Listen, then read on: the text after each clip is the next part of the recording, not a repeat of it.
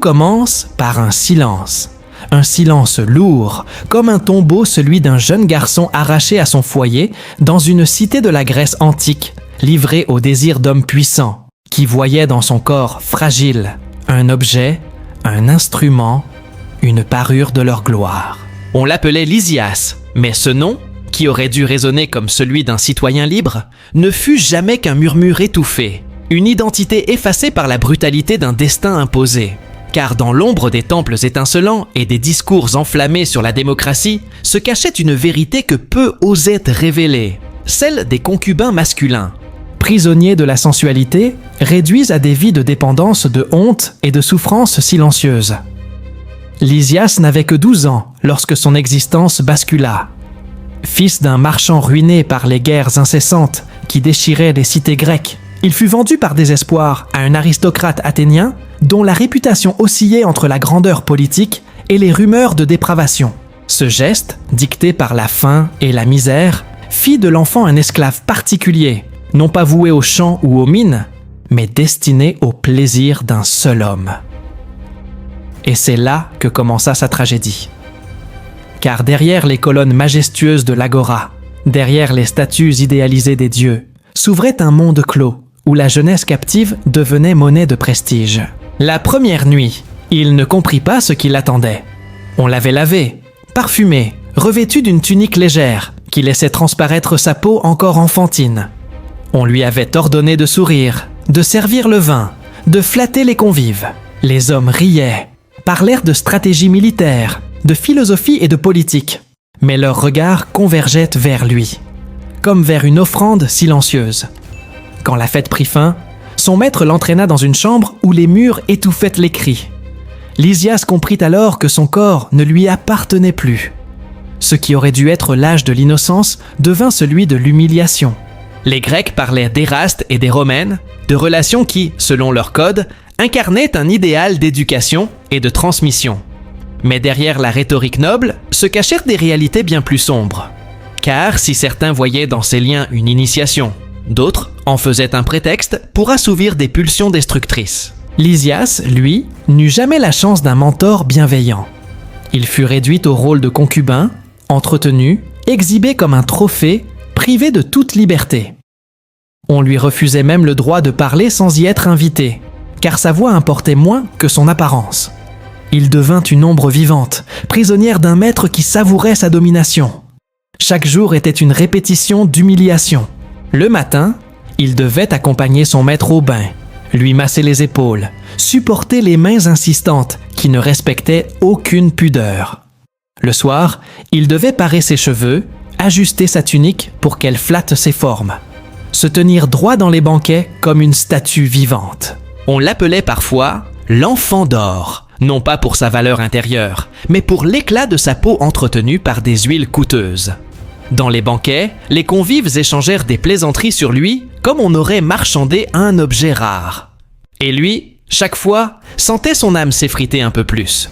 Mais derrière ce masque d'obéissance, un feu silencieux brûlait.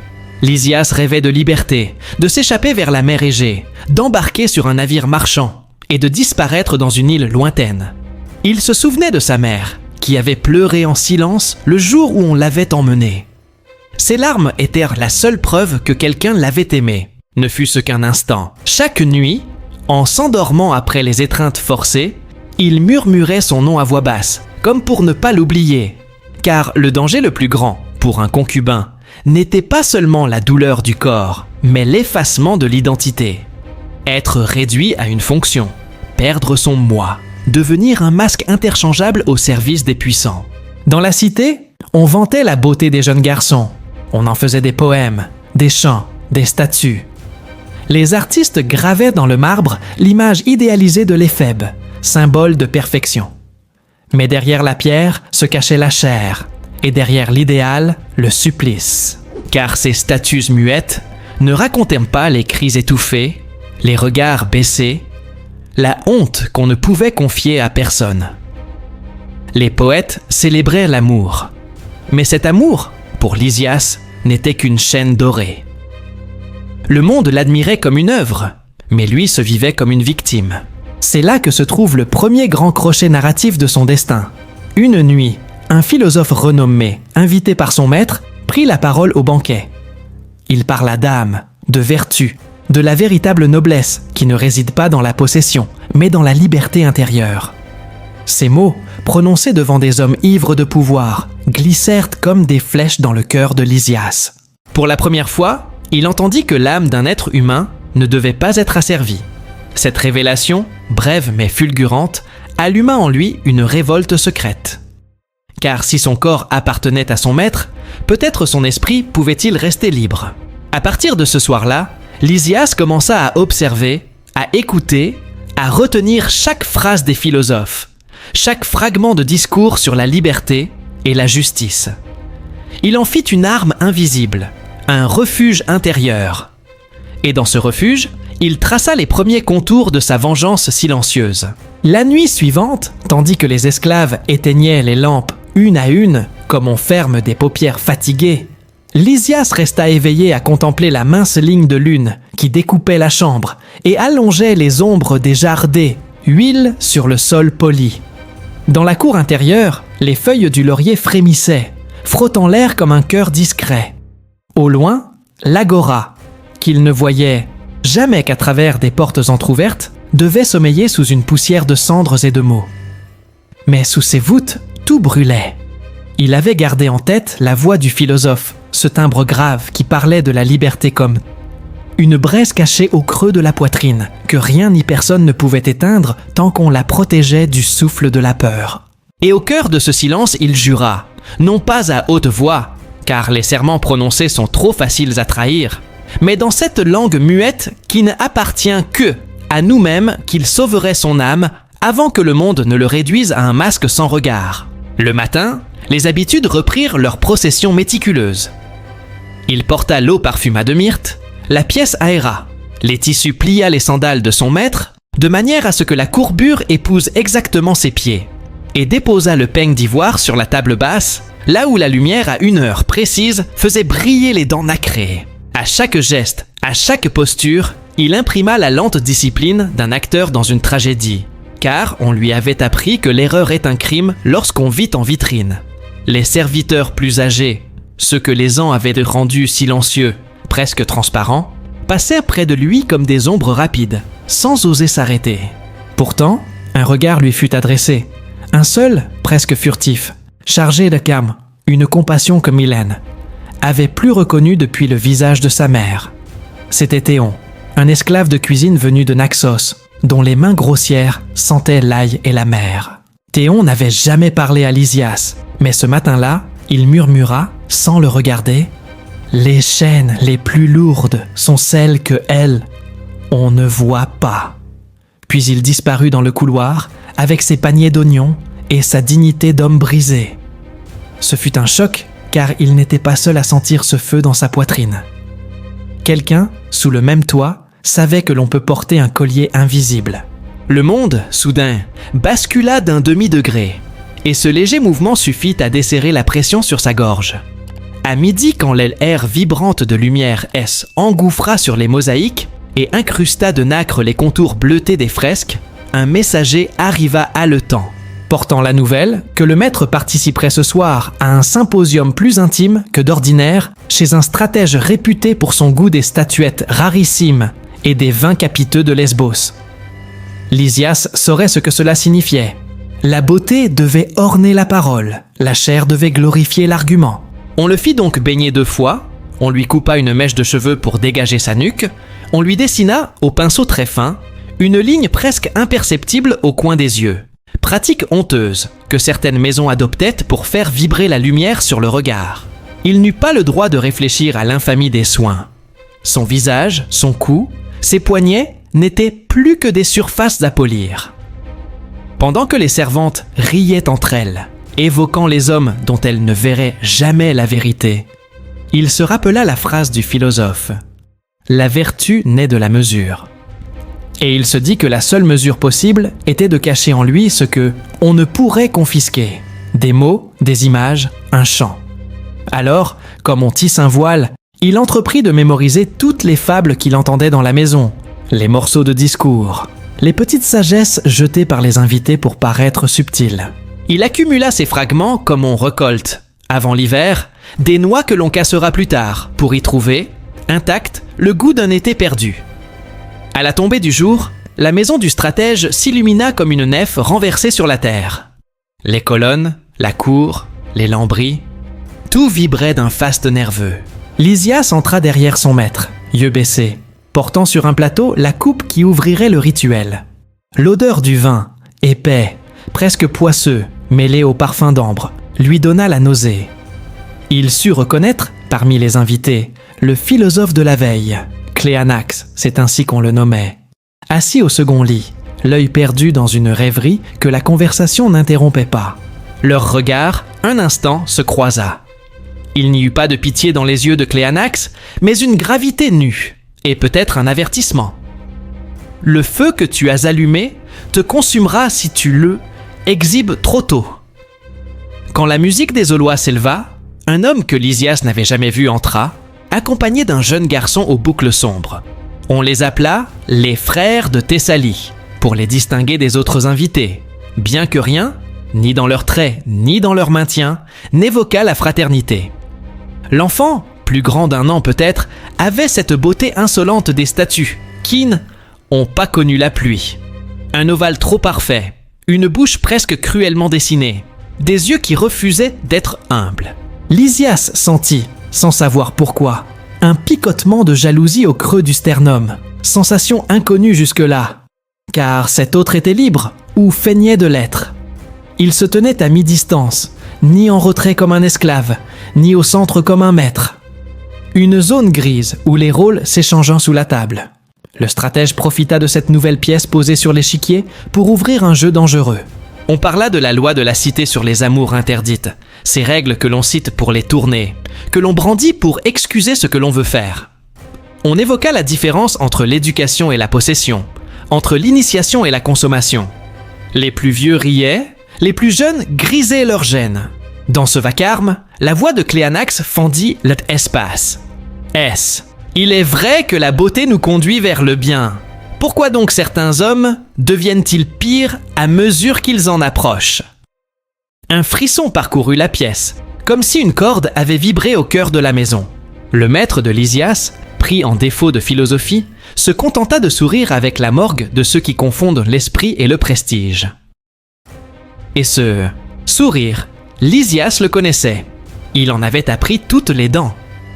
Plus tard, on improvisa des concours de stances. Les convives composeraient à tour de rôle des vers à partir d'un thème imposé. Le vent sous la voile. Le nouvel enfant de Thessalie fut appelé le premier. Il déclama d'une voix qui portait, sans trembler, une courte pièce d'une cruauté discrète où la voile, métaphore évidente, se révélait n'être qu'un piège tendu par la mer pour engloutir le navire. On applaudit. On parla de promesses. On parla de génie. Et Lysias appelait après lui dut réciter non un poème à lui. Il en avait pas le droit, mais quelques lignes que d'ortère une servante lui souffla en coulisses vers 100 grâces, domestiques écrits jadis pour un banquet de marchands. Il les dit, docilement. On sourit, par politesse. Et il sentit pour la première fois l'humiliation non plus comme une mare où l'on se noie, mais comme une lame de fond invisible, prête à vous soulever et à vous briser contre les rochers si l'on apprenait pas à la chevaucher. Après le symposium, on le retint plus longtemps que les autres soirs. Son maître, d'une humeur aigre, demanda que Lysias verse et reverse, comme si la coupe eût dû se remplir de quelque chose qu'elle ne contenait pas. L'enfant de Thessalie fut invité dans la chambre d'hôte attenante. Les rires devinrent plus bas, plus lourds, ponctués de silences qui n'appartenaient plus à la conversation, mais à la chasse. Le corridor semblait un gosier où se coinçait un cri. Quand tout se calma, un éternel plus tard, Lysias fut autorisé à s'assoupir sur le tapis, à proximité de la porte. Dans sa somnolence, il perçut, comme un petit grattement, la présence d'un rat qui allait et venait près des amphores. Il pensa que le monde était, décidément, une maison où les bêtes ont les mêmes habitudes que les hommes. Le lendemain, un événement vint fissurer la routine. Le maître chargea Lysias accompagner Cléanax jusque Itao, au quartier des sculpteurs, prétextant qu'un œil jeune, dit-il, jugerait mieux de la fraîcheur d'un marbre. Ce fut un prétexte trop gros pour qu'il n'y vît pas une intention. En route, Cléanax marcha lentement, comme s'il désirait étirer un instant fragile. Les ruelles sentèrent le pain cuit et les filets séchant au soleil. Des marchands crient, des enfants couraient, pieds nus, mais rien de tout cela ne comptait. L'air pesait de cette densité particulière, des jours où l'Austri Top on prend une décision sans le dire. Arrivé devant un atelier ouvert, où un torse inachevé sortait de la pierre, le philosophe s'arrêta. Il prit la main de Lysias, non pas comme un maître, non pas comme un prêtre, mais comme un père transitoire, et y déposa un objet petit, tiède, lisse, un galet noir, poli par l'eau. « Retiens ceci, dit-il simplement, car c'est ton premier secret. Tant que tu l'auras, tu sauras que tu n'es pas ce que l'on dit de toi. » Puis il lâcha la main avec la brusquerie des « Un homme qui craint de S attaché. » Lysias ferma sa paume sur la pierre. Un galet, un caillou, un monde. Ce jour-là, il apprit 2 choses. Les secrets ont un poids, quoique minuscule, et les amitiés impossibles sauvent malgré tout. Il glissa le galet dans une couture de sa tunique, là où ses doigts pourraient le toucher quand la respiration deviendrait trop courte. Et il se promit de l'y laisser jusqu'à ce qu'un autre secret, plus grand, l'exige pour rançon. Au retour, la maison flottait dans une agitation nouvelle. Bientôt se tiendrait la fête des grandes Dionysies, avec ses processions, ses masques, ses poèmes, ses concours tragiques, et les maîtres s'agitaient comme des enfants avant un jeu sérieux. Le maître de Lysias, qui se piquait d'art, avait commandé à un poète de sa connaissance une pièce courte, qui serait jouée dans sa demeure avant les cérémonies officielles, pour un parterre de notables en quête d'exclusivité. Il voulait un rôle pour Lysias. Elle, ironie du sort, éclata dans la cour comme une amphore qui se brise. On confierait à l'enfant le rôle de un esclave protégeant son jeune maître. On plaça dans ses mains des paroles d'allégeance. On lui fit répéter des supplications. Chaque syllabe était une brûlure. Pourtant, dans l'ombre du portique, Cléanax, invité à écouter les répétitions, fit signe à Lysias. Et, lorsque leurs trajectoires se croisèrent, chuchota « Souviens-toi, jouer n'est pas devenir ». L'autre garçon, celui de Thessalie, réapparut peu après, introduit dans la maison par des voix qu'on n'explique pas. Il s'appelait Philon, apprit-on lorsqu'un serviteur le siffla par mégarde. Philon. Ce nom devint pour Lysias une pointe fichée dans le flanc. Où il allait, la pièce s'enfiévrait. Où il riait, les hommes se penchaient. Où il se taisait, les femmes devinaient des mystères. Il connaissait l'art de tenir le monde sous sa main ouverte. Un soir, dans la cour, tandis que les acteurs répétaient, Lysias le surprit à observer, de loin, avec ce demi-sourire des dieux qui s'ennuient. Leur regard se trouva, mais Philon ne dit rien. Il se contenta d'incliner à peine la tête, comme pour saluer, non l'enfant, mais l'adversité qui naissait entre eux. Les jours se déversèrent comme du vin trop vite servi, et la semaine des Dionysies arriva, soulevant la cité dans un tumulte magnifique. Les processions coulaient le long des rues, les tirs se battaient clairs, les masques de satyres ricanaient. La nuit, les torches coupèrent les ténèbres en pans mobiles, et toute Athènes semblait un théâtre qui aurait oublié ses coulisses. Dans ce débordement, la maison, loin de s'alléger, se densifia. On y invita des archontes, des poètes, des hommes en armes, et tout ce monde venait pour boire, juger, possédé par le regard. On annonça la représentation privée. On habilla Lysias d'un tissu grossier, trop large. On lui salit les joues avec de la suie. On lui interdit l'huile sur les cheveux. Il fallait qu'il fût esclave jusqu'au bout. On le plaça au centre. On lui confia des répliques où la loyauté suintait comme un baume sur une plaie. Il joua, et chaque mot prononcé était une ruse. Il disait « maître » et, dans sa tête, pensait « geôlier ». Il disait « sauver » et imaginait « fuir ». Il tombait à genoux et, sous son genou, cherchait du doigt la pointe du galet caché dans sa tunique. L'effet fut paradoxal. Les invités, qui avaient l'habitude des flatteries serviles, reçurent dans ces répliques artificielles une vérité impensée. Des regards se durcirent, d'autres se baissèrent, comme si, sans qu'on le voulût, la pièce avait vrillé, et que l'esclave eut pris toute la lumière. Quand le rideau imaginaire tomba, il y eut un silence, le premier depuis longtemps, tatoué de retenue et d'inquiétude. Puis les applaudissements, trop bruyants, trop pressés, comme pour chasser un spectre. Le maître sourit à pleines dents, enorgueilli non de l'enfant, mais de lui-même, persuadé d'avoir offert aux nantis un nuage de plus à posséder. Mais Cléanax, du coin du portique, ne bougea pas. Lysias sentit son regard, ce regard sobre qui disait « N'emporte pas la victoire à la maison, elle te brûlerait dans le sommeil. » Par ce soir-là, un incident minuscule rompit un fragile équilibre. Alors que les invités, sur l'ivresse, déliraient en louanges, Philon s'approcha de Lysias à pas lents. Il ne se présenta pas. Il se contenta de dire, en caressant du doigt le tissu grossier, « Tu joues bien la servitude. C'est un art. » La phrase, courte, était un poignard gainé de velours. Puis il ajouta, « La mère aime les esclaves. Elle leur promet des chemins qu'ils ne peuvent emprunter. » C'était une injure travestie, ou un avertissement. Lysias resta là, muet, sentant dans sa paume le galet de Cléanax, comme la seule réplique possible. Et Philon, en se retirant, lança ce regard oblique qui ne se donne pas, qui prête et qui facture cher. Ce soir-là, Lysias haït la beauté, comme on hait la fraisse, ennemi dont on devine les ruses avant qu'il ne bouge. Les jours suivants, la maison se remplit d'une tension sourde. Le maître, flatté par les commentaires, voulut renouveler l'expérience. Une seconde représentation, plus audacieuse, plus crue, plus vraie, disait-il. Il fit venir un nouveau poème, plus sombre, où l'esclave dénonçait son sort, pour mieux, à la fin, se raviser et baiser la main du maître. On exigea de Lysias des larmes réelles. On lui dit de penser à sa famille. On lui racontait des histoires pour ouvrir en lui des brèches qu'on exploiterait au moment voulu. Il comprit qu'on cherchait la vérité comme on cherche une proie. Non pour la connaître, mais pour la mettre en pièces. Cette seconde représentation devint l'antichambre d'un désastre.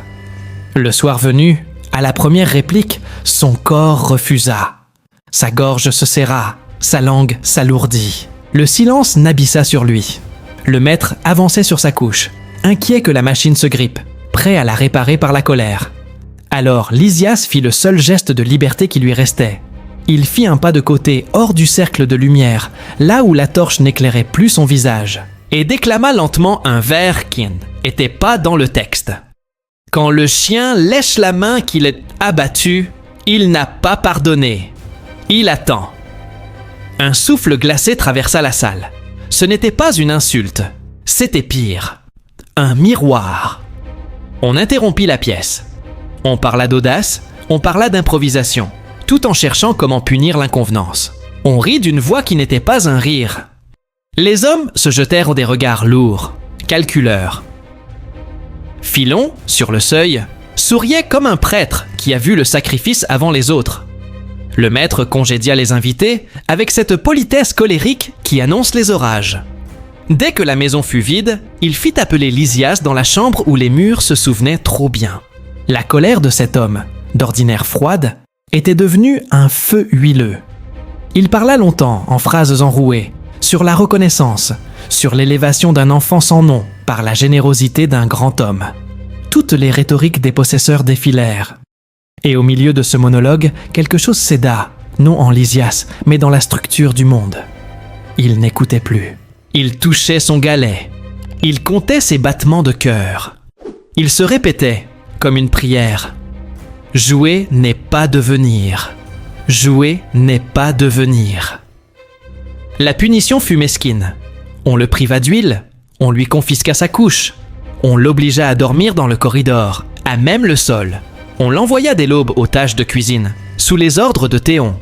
Ce fut sa première victoire, car dans l'obscurité d'une nuit sans drap entre deux amphores, Théon vint s'asseoir près de lui et dans un murmure lui raconta, elle, histoire un marin de Naxos qui était libéré en apprenant les vents mieux que les maîtres connaissaient les routes.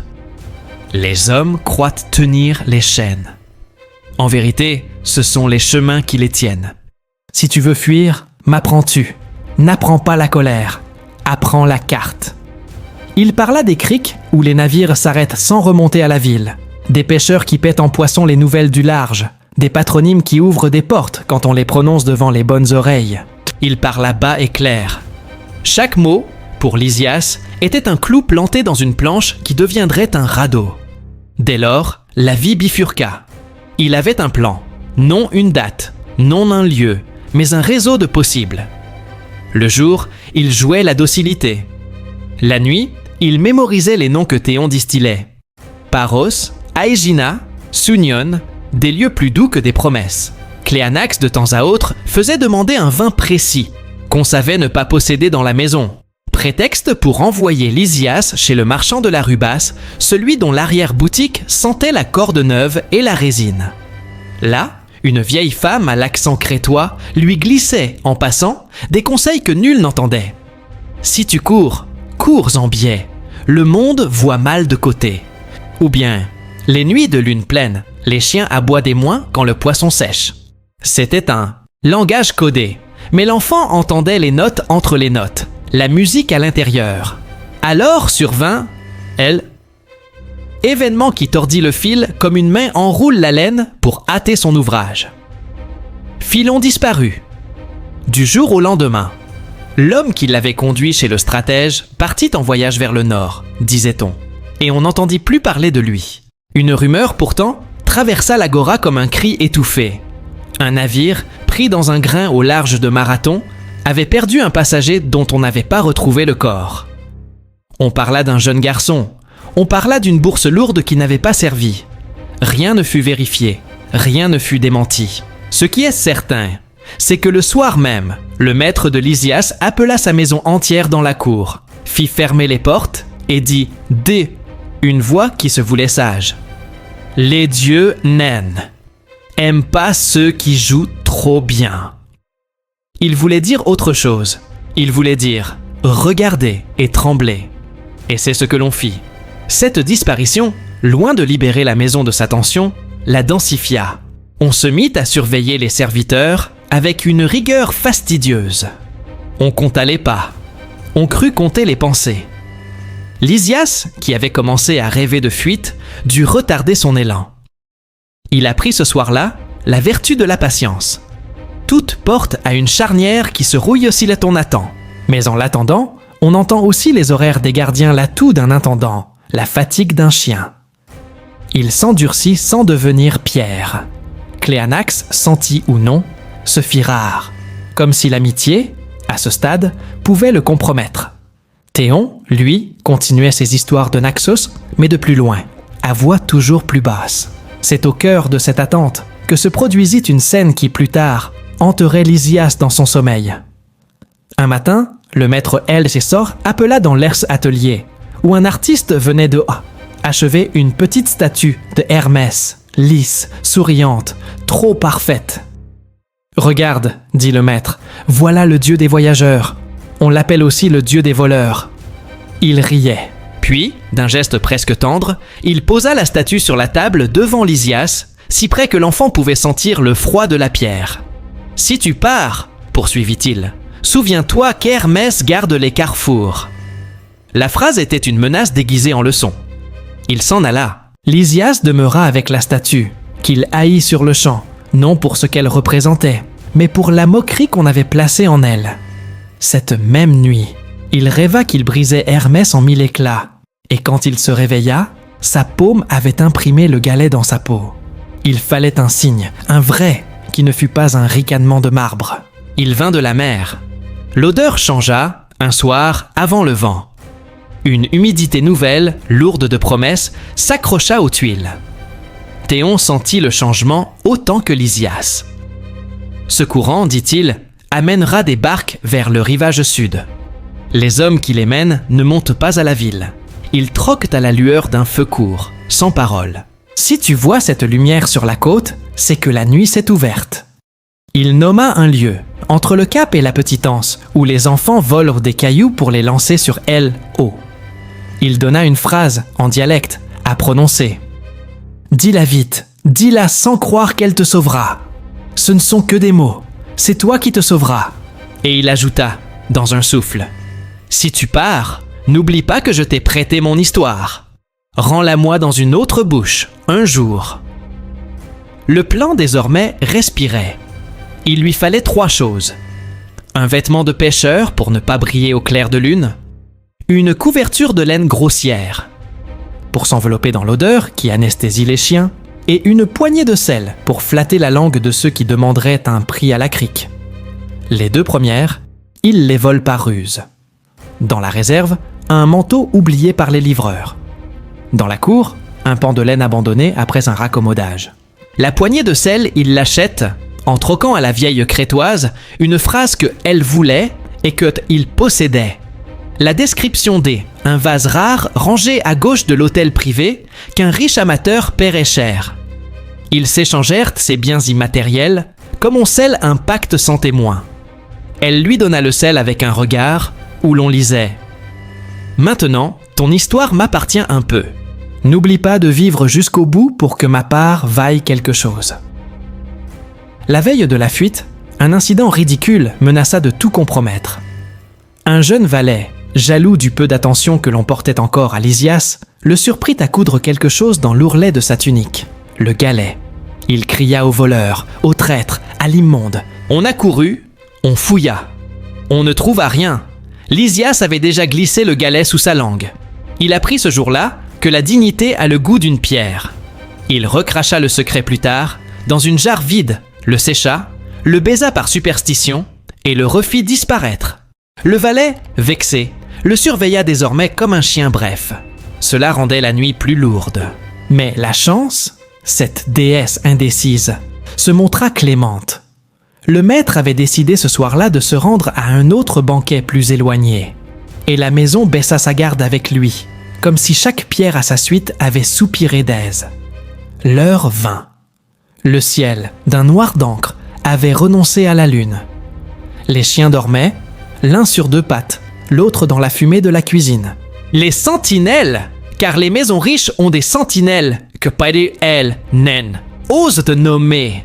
Esse ennuyait. Lysias traversa la cour pieds nus, pour que le cuir n'alerte pas les pierres. Il passa devant l'atelier d'Hermès, qui brillait faiblement. La statue semblait le regarder. Il ne la brisa pas. Il posa simplement, au pied du dieu, une graine de grenadier, volée plutôt dans un plat d'offrande. « À toi qui gardes les carrefours, dit-il en lui-même. Je laisse ce qui un jour explosera en d'autres vies. Laisse-moi aller. » C'était un pacte superstitieux prêt pour la prochaine vidéo.